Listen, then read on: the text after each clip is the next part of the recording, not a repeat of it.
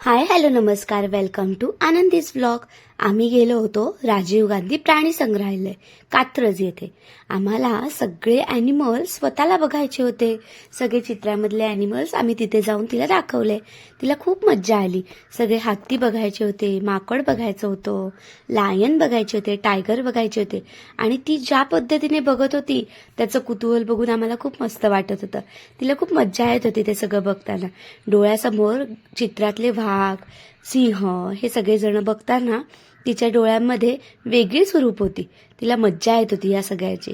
आणि खरंच लहान मुलांना अशा ठिकाणी नेलं पाहिजे, कारण त्यांना चित्रात दिसणारे वाघ आणि सगळे प्राणी जेव्हा समोर दिसतात तेव्हा त्यांची ओळख जास्त जवळून पडते. आम्ही कुठेही गेलो तरी माती खेळणं काही सोडत नाही. मग तिथे गेल्यावर खूप साऱ्या ठिकाणी चाललो, खूप साऱ्या ठिकाणी बसलो, पण ते बघत बघत आम्ही एक एक प्राणी एक्सप्लोअर केला. तिथे खूप छान छान हरिण आहे, हत्ती आहे, पण हत्ती बांधलेला होता त्यामुळे आम्हाला तो काही दिसला नाही. पांडा आहे, अस्वल आहे.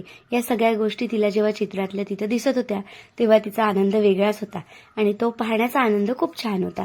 तिथे आलेले सगळे वाघ जेव्हा समोरून फिरत होते तेव्हा आपल्यालाच एवढ्या मोठ्या माणसांना छान वाटतं, तर लहान मुलांना त्याची वेगळीच क्रेज असते. त्यामुळे नक्की तिथे नेऊन जावं. अशा ठिकाणी नेल्यामुळे मुलांना एक वेगळंच वातावरण मिळतं. ते प्राणी कसे ओरडतात, कसे बसतात, काय करतात हे चित्रामध्ये कधीच दिसत नाही आणि टीव्हीवरती दाखवून त्याचा काही उपयोग नाही. त्यामुळे असे जेव्हा ते समोरून पाहतात तेव्हा त्यांचं चालणं, वागणं, बोलणं, ते ओरडणं या सगळ्या गोष्टी जेव्हा त्यांना दिसतात तेव्हा मुलांना खूप मज्जा येते.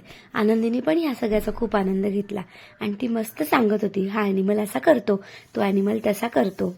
आम्ही खूप फिरल्यामुळे खूप दमलो आणि मग सगळं पाहून झाल्यावर घरी गेलो. भेटूया आपण नेक्स्ट व्लॉगमध्ये. बाय.